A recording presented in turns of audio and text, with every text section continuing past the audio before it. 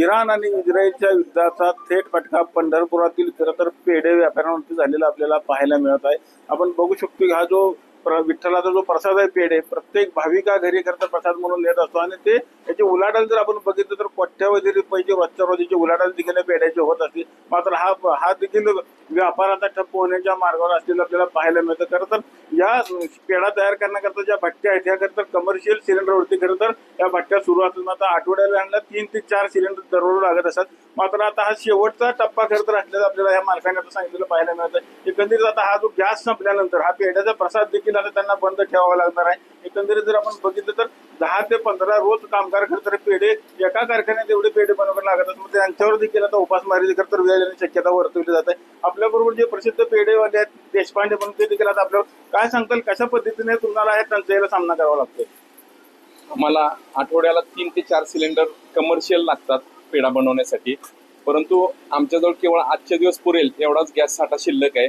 उद्यापासून आम्ही लाकडी भट्टीचा पर्याय आम्ही सांगितलेला आहे, आम्ही त्यासाठी ऑर्डर दिलेली आहे. परंतु आमच्या मेन्यूमधील काही पदार्थ आम्हाला कमी करायला लागणार आहेत. परंतु रोजच्या विठ्ठलासाठी जो प्रसाद लागतो तेवढा फक्त आम्ही उद्यापासून बनवणार आहोत. कोणकोणते मेनू आता तुम्ही बंद करले? सध्या आम्ही गुलकंद पेढा, मँगो पेढा व इतर काही ज्या बर्फ्या आहेत त्या आम्ही सध्या बंद ठेवत आहोत उद्यापासून. परंतु जो विठ्ठला लागणारा केशरी पेढा आहे प्रसादासाठी जो ऑल महाराष्ट्र जातो तो आम्ही बनवणार आहे. किती असे व्यापारी आहेत आपले पंढरपुरात पेढे?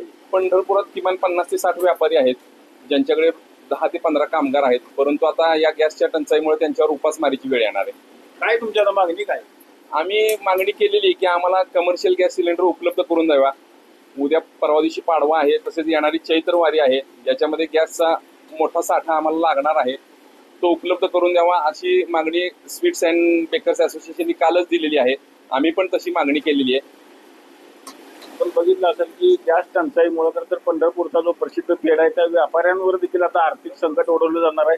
व्यापाऱ्यांबरोबर त्यांच्याकडे जे कामगार आहेत जे की पेढे बनवायचं काम करतात त्यांच्यावर देखील आता उपासमारीची वेळ येण्याची शक्यता खरं तर वर्तवली जात आहे. आणि सरकारनं लवकरात लवकर यांना गॅसची उपलब्धता करून द्यावी, कारण का तोंडावरती आता पाडव्याचा सण आहे, त्याचबरोबर चैत्र यात्रा देखील जवळ आलेली आहे. त्यामुळे लवकरात लवकर यांना गॅसची उपलब्धता करावी अशी मागणी देखील आता व्यापाऱ्यांनी केलेली आहे. पंढरपुरातून कॅमेरामॅन जगदीश सह रवी लवेकर, TV9 मराठी.